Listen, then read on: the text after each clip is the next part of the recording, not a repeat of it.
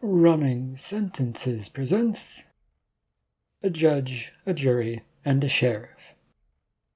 Part 7. The Mayor.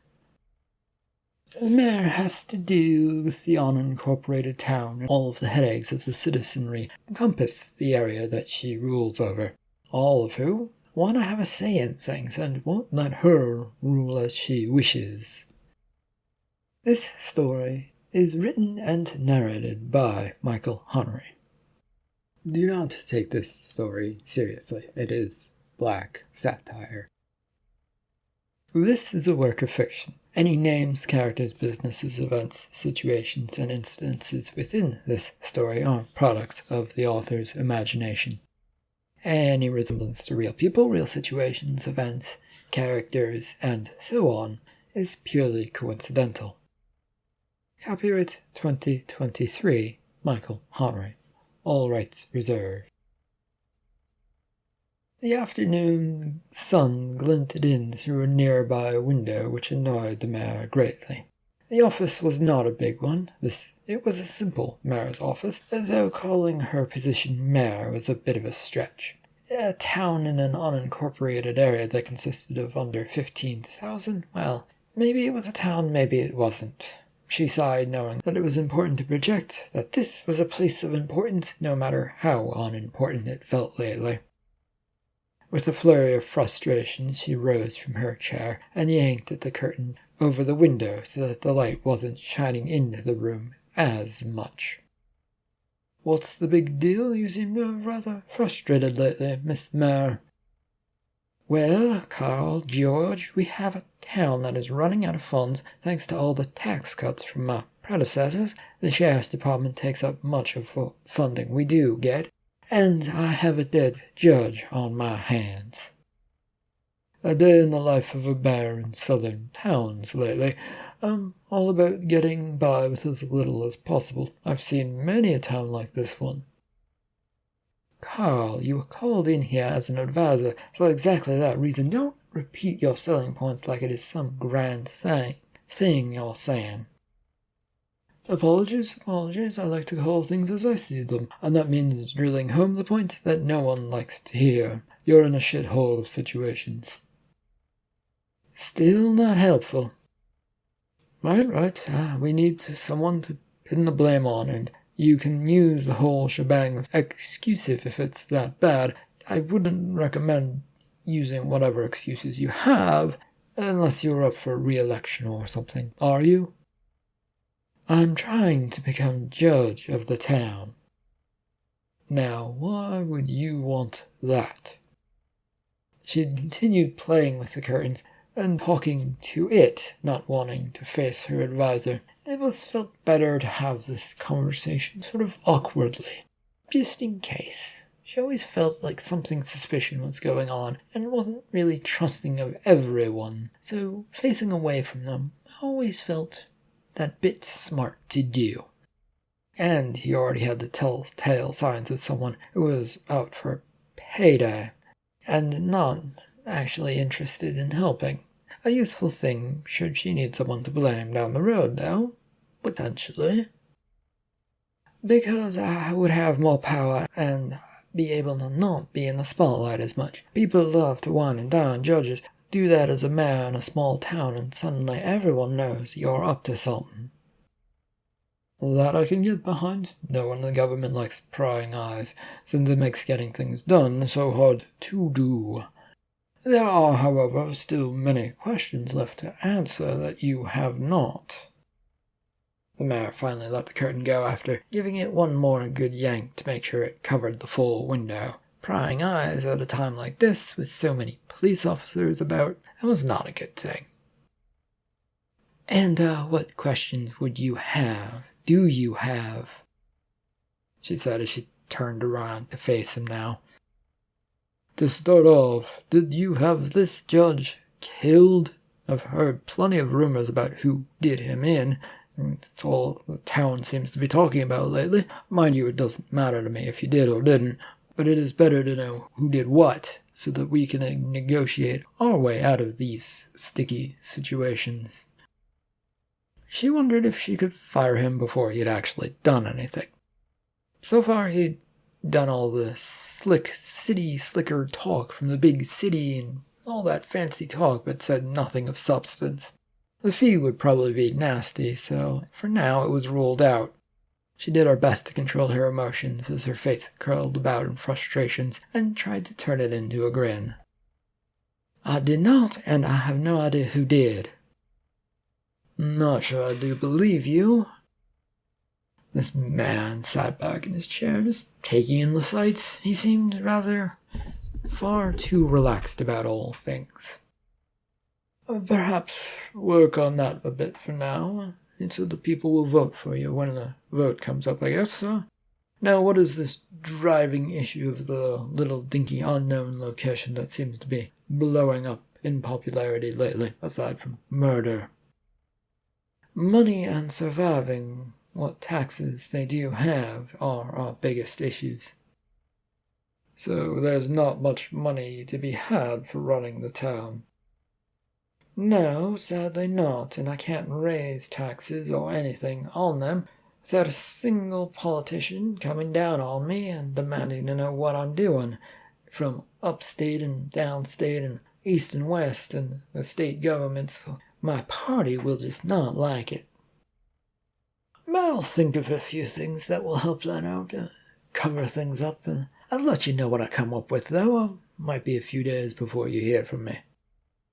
He got up and gave a small salute with 2 fingers to his eyebrow and a flicking motion, and then just wandered out on his own. She didn't watch him, instead moving to her desk to pick up her phone and punched in a number on it. It rang a few times. Hello, Agent Carla. Hello. Oh, no.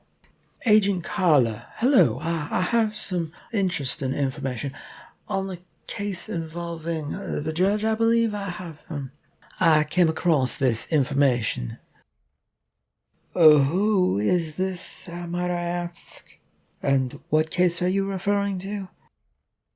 Oh, apologies. I'm Mayor Carol Danvers.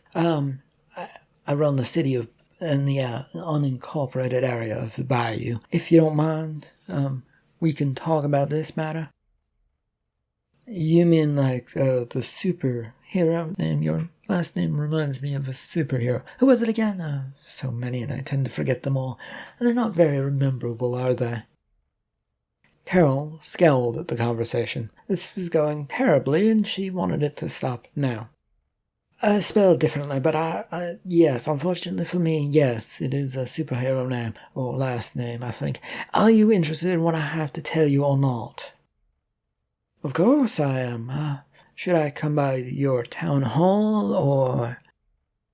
No, not the town hall, thank you very much. That would only lead to talk, and would harm everyone's investigation, I believe. How about out by the old lake bridge? Do you know where that is? I can look it up and see where things are. Good. Let us meet later this afternoon in, say, about 2 hours. The morning's almost up, but it should work out fine for us. Sure, I can probably get there in time.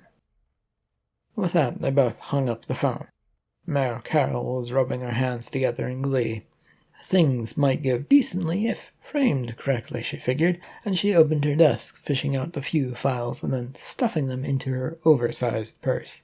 It was the only reason she had said purse was for secretly taking files. Not that she'd ever done this before, she reminded herself. No, that would be bad, and it was just an in-case matter, and this was an in-case matter.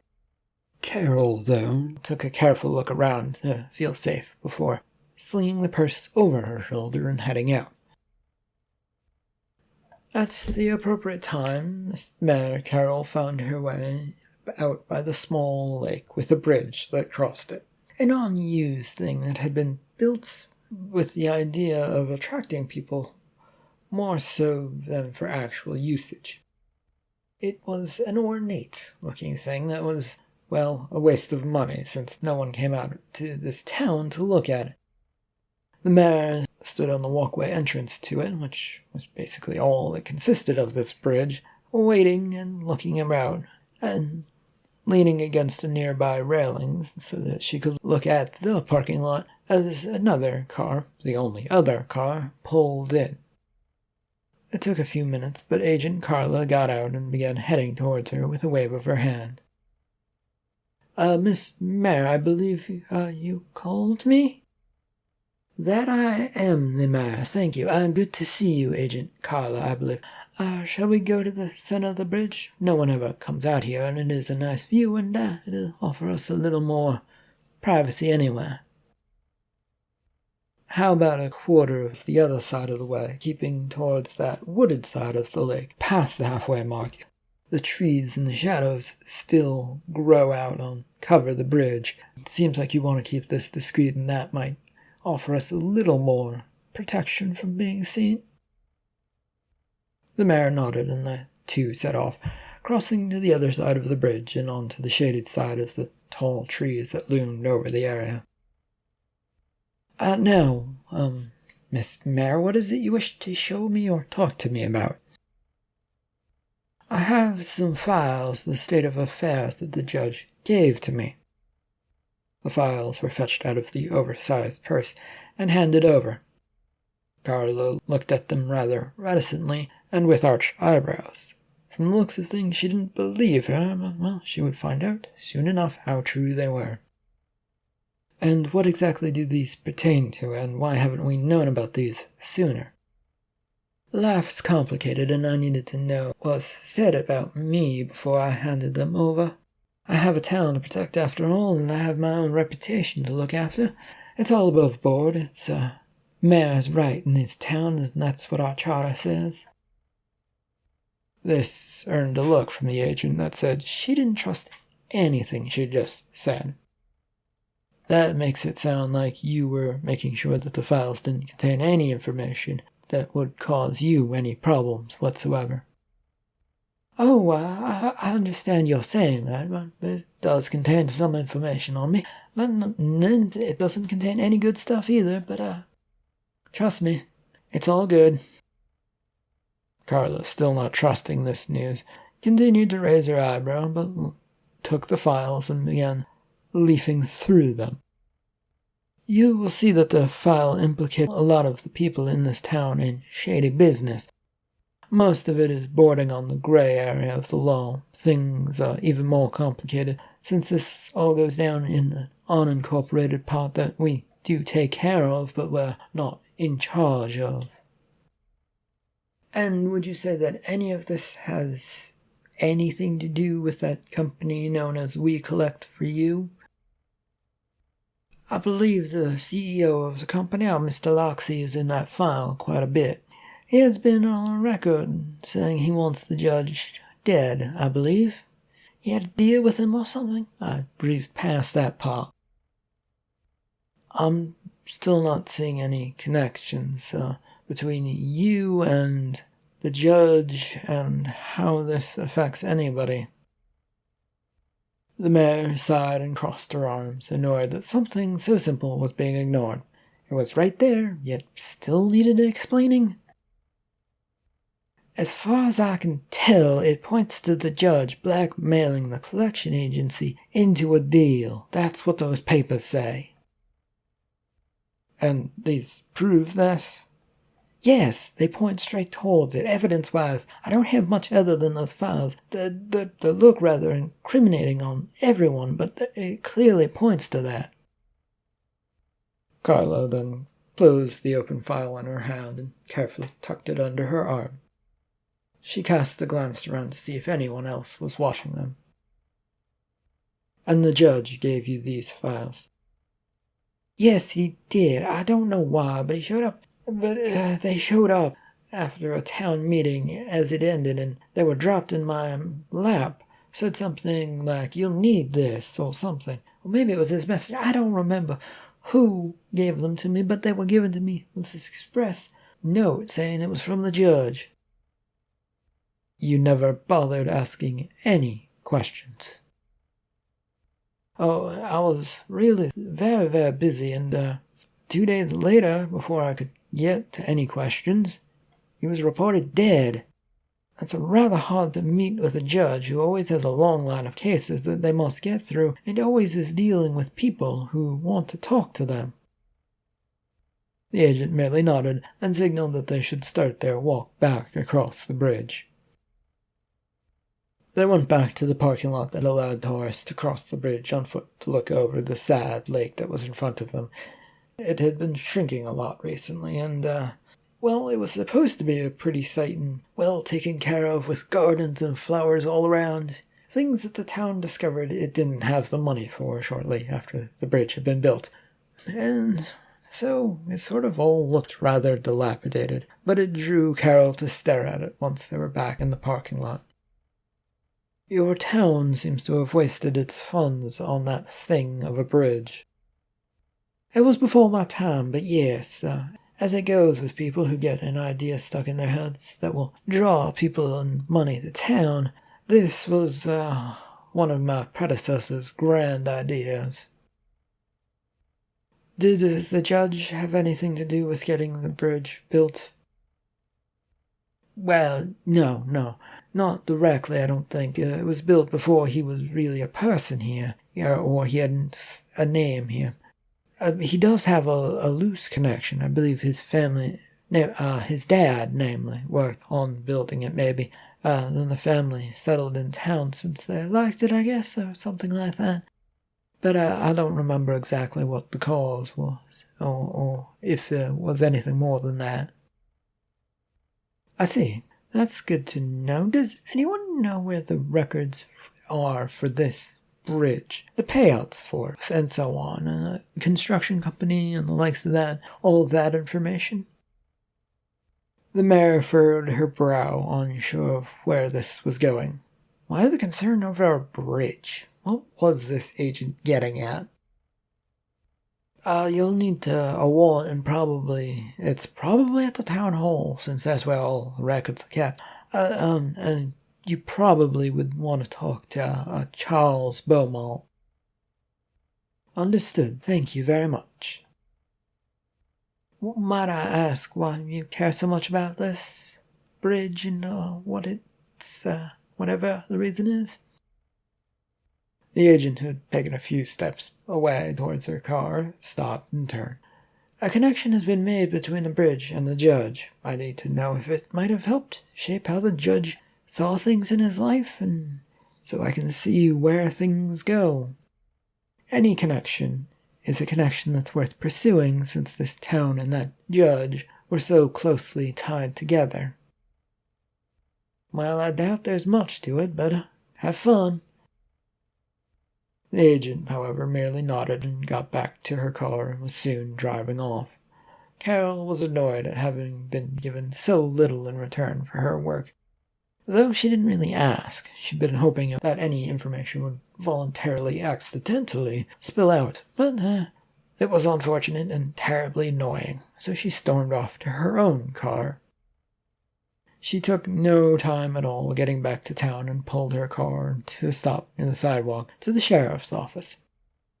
There was no one around, which was unusual as she got out and made her way over towards the front door.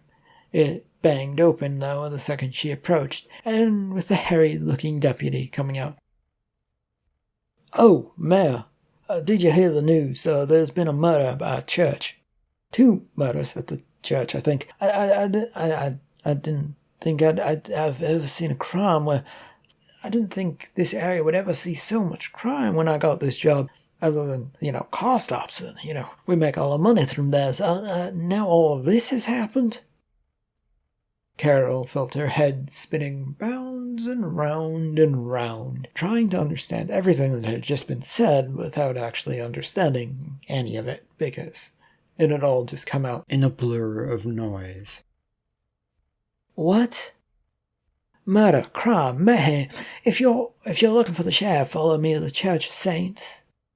The deputy was hurried off towards his car and jumped in it, getting it started and not waiting around for her. It took a moment for Carol to process all of this, as she was worried about what it would mean for the town now. She took just a step, to finally break free of her indecision and went towards her own car. At the very least, She now needed to know what was going on at the Church of Saints. A short drive brought them to the church parking lot, which was already had police tape closing it off to people. There were more than a few cop cars and unmarked cars as state and town police mingled about. Unable to get up into the parking lot proper, Carol had pulled off to the side of the road and got off, walking the distance towards it. A few of the state police regarded her suspiciously, but thankfully a few of the town deputies recognized her, and they waved her right through. She spotted the sheriff standing in the parking lot, staring at the church building, so she went towards him. "Sheriff." "Miss Mayor, what brings you out to this terrible scene?" "It does not take much to figure out why I'm here, and as I am the mayor, I need to know what serious things are going on, since it might have a long-lasting impact on my town." He regarded her, but didn't seem like he believed her, which was a running theme lately. She guessed that's what she got for being a hard-ass about so many things when it came to the sheriff's office. But running the town and the local meetings made it so that those who weren't willing to be an ass would get run over to those who wanted power. And she wanted power, so she was going to run over everybody. "Murder of a priest and one of the volunteers here. No one heard gunshots or things like that, and the church was closed to people this afternoon." "That's unusual. They always seem to have open hours during the day." "Yeah, highly suspicious if you have to ask me." She did want to ask him, but instead kept her mouth shut, since it seemed like he was already volunteering such good information. "Is there anything I should know about that you don't want anyone else to know about?" "Why would you ask that?" "The third murder in a quiet town in a short amount of time. That's going to draw local media who will want to talk. They will both ask us questions, and it is best if we're both on the same page. You already know that." "All right, I hear you. There are 7 people dead, natural causes in the appearance, down in the space below the church. All of them were rich folks from this area, not just the Bayou, but a greater area." "Why are there?" "We don't know yet, and don't think anyone needs to be made aware of all the happenings going on." "And do I need to see any of this, or?" He gave her a look that gave her all the answers she needed on that front. Carol then looked towards the church, where nothing seems to be happening at the moment. "Oh, great. The press all starting to show up. Better put your game face on, Mayor." The road was now jammed with a couple of news vans and cars with reporters, all setting themselves up to report on the latest news that had broken from the town. "I guess I shall go buy you some time before you have to talk, but keep me in the loop on this matter. I don't want to get caught off guard like I did with the judge. We need to be on the same page." "Are you saying that I had something to do with your failing to keep tabs on your own town? I won't stand for that kind of talk to me after all I've been through lately." "That wasn't what I was saying, but go do you." She strolled off towards the taped line where the reporters were now gathering rather heavily. It only took a moment for the press to realize who she was and began crowding towards her with recording microphones shoved in her direction.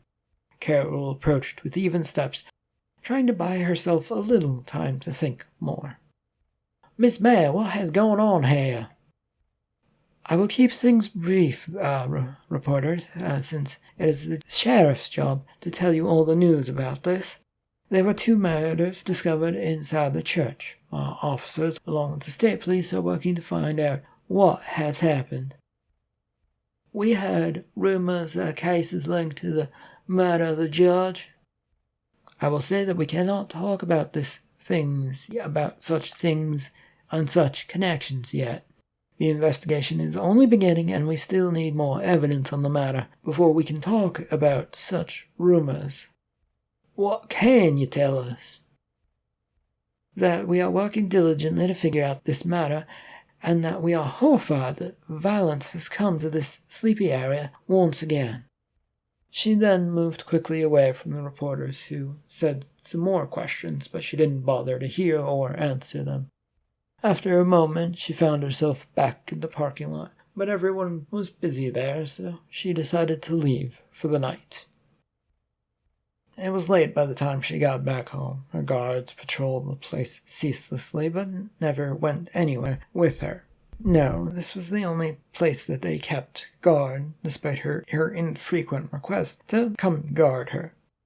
She went to her lounge bar and fixed herself a stiff drink to give herself a moment to think, and downed it in a moment, and stared out the window as her head guard came in noiselessly through one of the door windows and came to a stop before her. "Ma'am, you have something to report?" "Yeah, there were 2 intrusions onto the property. They didn't get far, but they happened." "Did you take them into custody?" No, they were on and off the land before we could do anything."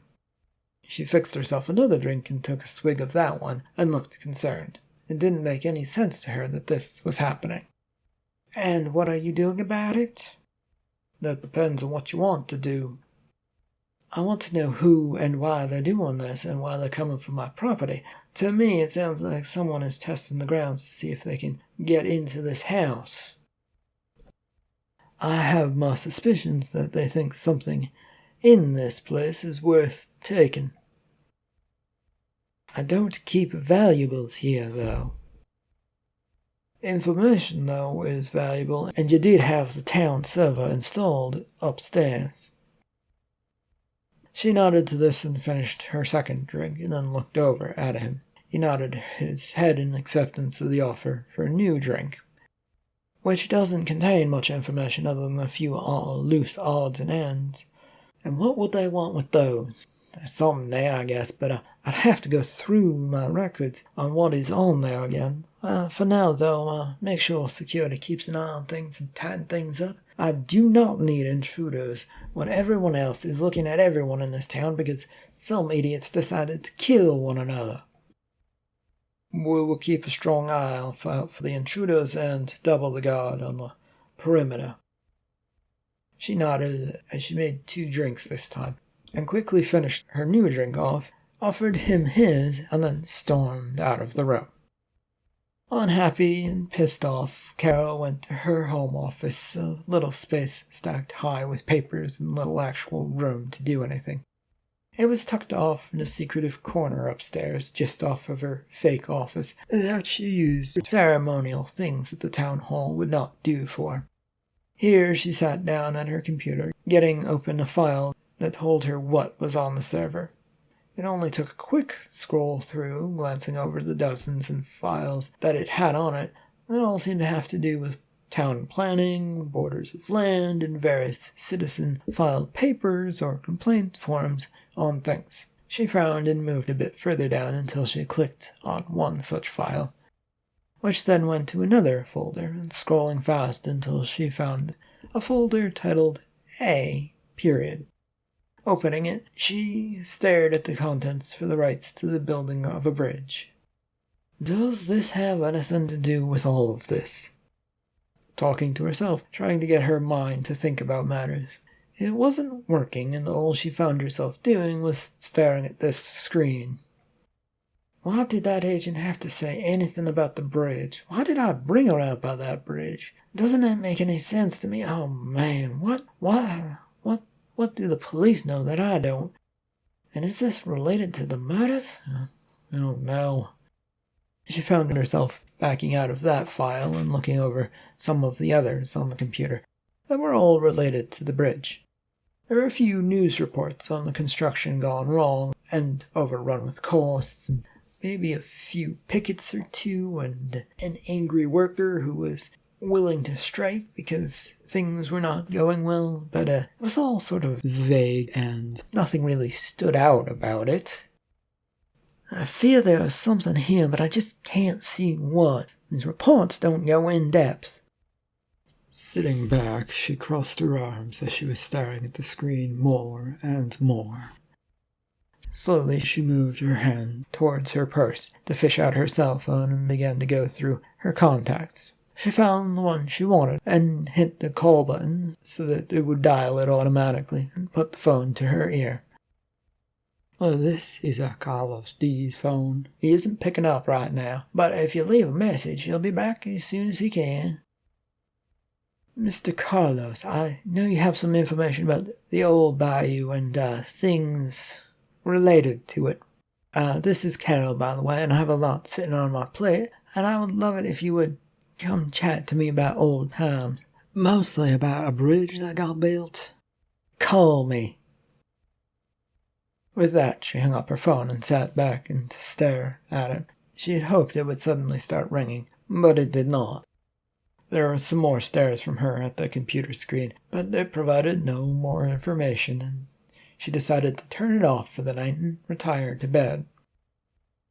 Morning rose early for Carol, and it was still dark out when she awoke. A quick look at her charging phone told her that no one had called.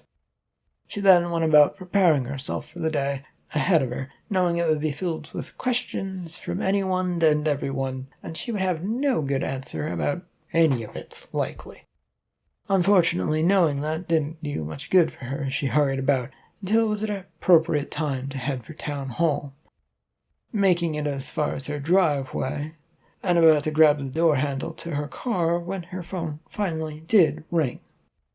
For a second there was a debate in her mind as if she should get it now or wait until she was in the car, where there was a little more privacy. The latter won out as she hurried into her car while trying to see where she'd put her phone in her purse. Settling into the driver's side, she managed to get her phone out into her ear. Yes, hello? You rang for me for information. Yes, about the bridge. I don't know much about a bridge. Don't lie, Carlos. You organized the effort to get it built, handled all the contracts for it, and skimmed some money off of the top while no one was looking. Everyone is aware of that. Tell me you know nothing about this bridge again. You haven't specified which bridge, so once again, I don't know much about bridges or a bridge or anything like that. Then let's meet and talk in person, shall we? The old park it is, this afternoon, or would you rather it be this morning? I get the sense that you want to talk desperately. Afternoon is fine. Give me a chance to check in on all the mayhem that is currently going on. Yeah, I heard the news report on that. Sounds fun, and I'm glad I no longer have to deal with that shit. This shit might be all because of you, Carlos. She hung up the phone. Morning went by quickly, and on her lunch break, Carol made her way out to the oddly named Ye Old Park. It was a local park which used to hold old play festivals. Those, however, had long dried up, as life had moved on and people seemed to care less and less about old musical plays. She parked in the empty parking lot and looked out at the shaggy grounds that needed to be mowed. But money hadn't been allotted for that yet, so it was what it was. A knock on her window made her look over to see the elderly Carlos looking in her passenger side window. The door opened a second later, and he shuffled in with his shock of white hair and far too tanned skin. What's all this about a bridge? There are federal agents who are in the process of looking at it in connection with the murder of the judge, trying to understand everything that's going on. What? Why would they want to do that? I have no connection files I know. She fished out a file from her back seat and handed it over to him. The judge's father was a worker on the bridge. That much information, that much I managed to scrounge from some files at the town hall. Well, that's a tenuous connection at best. Was he one of the few to die? No, he was the one who filed a lawsuit at your failure to pay and managed to get a whole strike going. Carlos made a face at this news, unhappy to hear it as he opened the file to look through it. Great, so what do you need from me then? Information about that bridge and that worker and whatever else you might be able to provide. Not much to say about him. Worked hard and he was never late from what I remember. The pay for the work was minimal and signed by binding contract, but somehow he got a different contract. He managed to convince everyone that they should have different contracts as well. Well, how does that bring us to his kid, who was the judge who got murdered? There was a shrug of a reply from Carlos, who flipped through the variety of pages in the folder. His kid was around the construction a few times, I think. He was about 17 or 18 at the time. Would help out as occasional worker, but other than that, I don't really know much. Then why would federal agents look into it? Desperate for something to do, and, they're looking for any connection they can find. They don't really have anything, they're just moseying around, trying to take up pay time, probably. And look, it's been nice talking to you again, but this is a big lot of nothing for me. Were you aware of what the Percy was doing, though? What? She snatched the file away from him, angry, and smacked him with it on his arm. Your company that you started shortly after the construction company of the bridge failed has its fingers all over that hospital. And yes, so few people know about that. And so what? We help finance a hospital with charitable donations. There's nothing wrong with helping those in need. It is, after all, part of the deal that we brokered by the courts that ended the construction company. Good luck getting anyone to believe that lie. Everyone knows that you don't make a single payout to families in need. You built the hospital and set up charitable donations for it so that people wouldn't have to pay, and yet nothing comes out of it. Carlos, however, jerked angrily at the door handle, popping open the door. Be careful. You don't want your own secrets revealed to the world, Miss Mayor. And with that said, he exited the car. She waited for the door to close before starting it up. In her mind, the meeting had not gone terribly poorly, but it left things to be known. She was sure that it had to do with the hospital, and someone had talked there, but having no contacts within the establishment had made it rather difficult, and it was going to be complicated. It's also where she decided to go next. Not long after leaving the parking lot of Ye Old Park, she drove her way to the hospital parking lot. She did not, however, park there, instead driving towards the back of it where some winding arrows through the parking lot pointed her towards. Back behind the hidden wall of trees sat the hospital administration office, and the only way to get there was through this small, hidden dirt road that led to a small dirt parking lot. She parked and went inside to find the directory to the CEO's office, up on the 3rd floor. She arrived and looked about the 3rd floor as she walked about it, moving room to room, finding mostly empty office space with many offices devoid of anyone and living creatures. Eventually, towards the back, she found a small desk with a placard that said secretary on it. There was, however, no one there. She waited a moment and took a few steps towards the door behind the desk, figuring what the hell, why not knock and see if anyone was in. She did so and stepped back, half expecting something and half expecting to be greeted by quiet nothingness. It was quiet, but there was also a sound behind the door. Hello? Yeah, wait a moment. Oh, it takes me a moment to get around in the mess in here. A moment passed before the door swung open and an elderly-looking man poked his head out. Yes, who is it?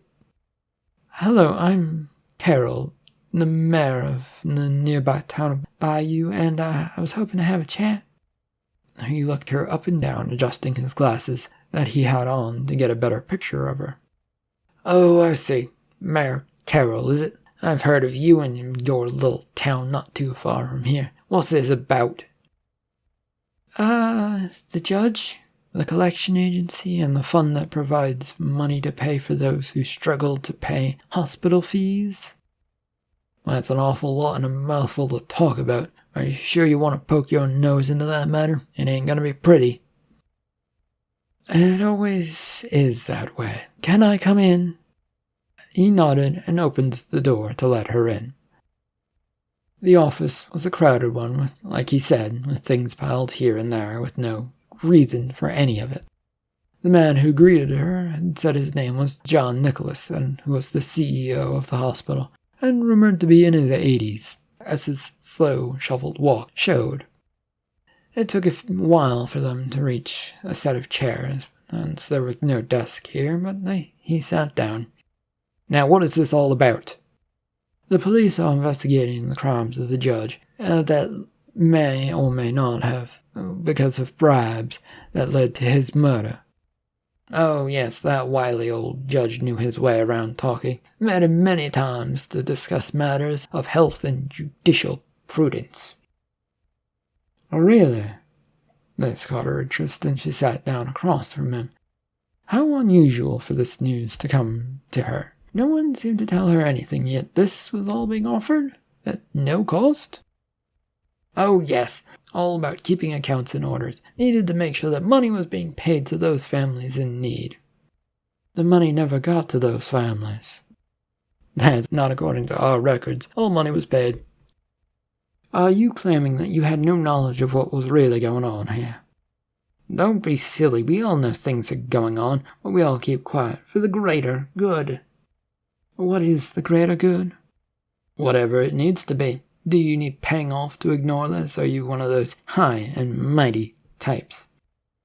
She scowled in response and nearly sighed in disappointment, managed to avert all of that. She was already being judged, and anything further on her part would only deepen that judgment and might lead to her death, since that seemed to be what everybody was doing lately, killing people. "I don't need payment, but I wonder what you did know about Malcolm de Percy." The old man sat back in his chair, looking up at the ceiling as he rolled the name over in his mind. He nodded a second later and looked at her. He was one of the construction workers who helped build a wing of the hospital many, many years ago." "You have an amazing memory, then." John tapped the side of his head with a bony finger, and a wry smile that said he knew much more than he was letting on to. "Why would I forget the name of a man that led the construction being stopped for 3 months, thanks to a strike?" With people not getting paid?" "Yeah, that's exactly what happened. Construction company wasn't paying what we paid them to build the damn thing." "Wait, let's take a step back. You were aware that Malcolm was the judge's father?" He nodded with a grin, not quite gone, but it had faded a bit. "Of course, the judge was using everyone who ever crossed his dad, and blackmailing them for money when he discovered their secrets, because of what position he was in. At least that's what I assume was going on. That's what he was trying to do to our little hospital, I guess." "I see. I am learning so much more than I ever cared to." "Yes, isn't it awful? You learn so much and yet want so little to do with any of it." "Wait, why have you given in to the blackmail?" The CEO rose from his chair in a rickety fashion that made him seem like he was about to fall over at any moment. John managed to stay upright, but barely, as he went over to some files and began shuffling through them. "Oh, we took out bad loans years ago, and in order to repay them, we took out different ones. It turns out both loans were then bought up by a holding company. One created by a Mr. Malcolm, but things didn't go well for him since we were struggling to pay anyway." "Company went out of business that was holding your debt?" "Yep. Ruled on by his own son out of the state capital, after all. No one argued about bias, since father and son or whatever, but the ruling stood. But it broke Malcolm and all he'd worked for, and he wound up selling the company. Some other company changed its name a couple of times. I forget the whole story. Doesn't matter, really." Carol crossed her arms as she thought about this. Seemed rather convenient for this to be a case about revenge. The judge, she knew, always seemed to be fair and level-headed, and not some money-seeking hoarder, but she also didn't know him that well. And then again, she was rarely ever around him unless it was a town problem that needed to be dealt with, or a town meeting. "You still never went to the cops about any of this?" The CEO came back, holding a file in his hand, waving it about. "I can't. I'm implicated in the scheme to underpay workers for their work on the construction. I was a part of all of this, from top to bottom, and I don't want to lose any of this in my life. Anyway, there's the evidence you seek, but it can't leave here. Look at it all you want, but Forget it the second you walk out that door." He sat back down with a curled smile, pleased to have gotten this off his chest apparently. The mayor kept glancing between him and the folder, unsure of what to make of all of this, but feeling very nervous. End of Part 7 of A Judge, a Jury, and a Sheriff. Thank you for listening.